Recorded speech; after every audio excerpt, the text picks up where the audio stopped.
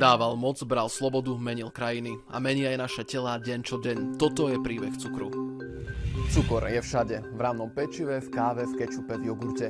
Konzumujeme ho denne často bez toho, aby sme si to uvedomovali. Ako sa ale stal neoddeliteľnou súčasťou nášho života a akú daň za to platíme? Cukor nebol vždy taký dostupný ako dnes. V minulosti bol luxusom, ktorý si mohli dovoliť len bohatí, keďže išlo o vzácnu komoditu získavanú najmä z cukrovej trstiny, pestovanej v Indii a na Blízkom východe. Dovážal sa do Európy v malých množstvách a používal sa skôr ako liek než ako potravina. Bežní ľudia si sladili jedlo najmä medom, sušeným ovocím či sirupom zo stromovej miazgy. Všetko ale zmenilo objavenie Ameriky Krištofom Kolumbom. Karibik sa zrazu stal rajom pre pestovanie cukrovej trstiny. No čoraz väčšia potreba cukru ale znamenala násilné odvlečenie Afričanov na plantáže, kde museli pracovať v neľudských podmienkach, aby uspokojili potreby európskej elity. S rastúcim dopytom po cukre sa krajiny začali usilovať o zakladanie vlastných plantáží po celom svete. Cukor sa stal hnacím motorom obchodu a priemyslu a postupne menil ekonomiky mnohých krajín. Vďaka technologickému pokroku sa začal vyrábať z repy, čo z neho urobilo cenovo dostupnú potravinu takmer pre každého. Spotreba cukru vo vyspelých krajinách za posledných 150 rokov ohromne vzrástla. Kým v 19. storočí priemerný človek skonzumoval približne 2 kg cukru ročne, dnes napríklad na Slovensku dosahuje ročná spotreba asi 50 kg na osobu. Za takýto obrovský nárast môžu nielen sladkosti, ale aj spracované potraviny, ktoré často obsahujú viac cukru, než by sme čakali.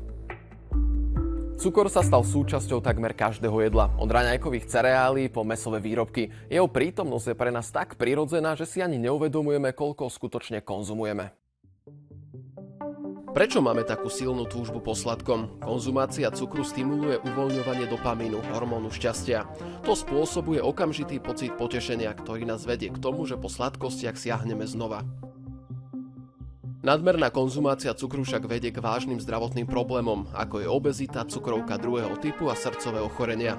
Tento problém sa stále viac zhoršuje v súčasnej spoločnosti. Navyše dlhodobá konzumácia cukru môže spôsobiť únavu, výkyvy nálad či problémy s koncentráciou. Mozog si totiž zvykne na rýchly prílev energie a keď hladina cukru v krvi klesne, cítime sa podráždení a vyčerpaní. Výrobcovia používajú desiatky rôznych názvov pre cukor, napríklad glukózový sirup, fruktóza, maltóza či dextróza. Pre spotrebiteľa je preto ťažké si uvedomiť, že ide v podstate stále o cukor.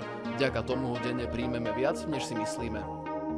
V niektorých jogurtoch je dokonca viac cukru ako v kolovej limonáde, preto je dôležité čítať etikety a vedieť, čo konzumujeme.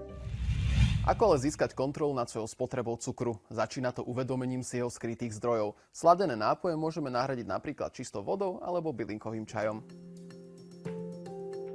Pri varení sa oplatí experimentovať s prírodnými sladidlami, ako je napríklad ovocie. Skvelou alternatívou je aj med alebo javorový sirup, ktorý síce obsahuje cukry, ale aj prospešné látky.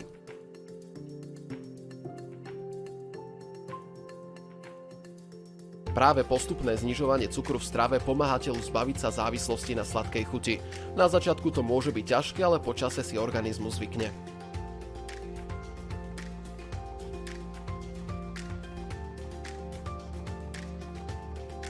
Cukor teda nemusíme úplne vylúčiť z našich životov. Dôležitá je dávka, ktorú príjmame, a preto nezabúdajme na prirodzené zdroje cukru, ako je napríklad ovocie.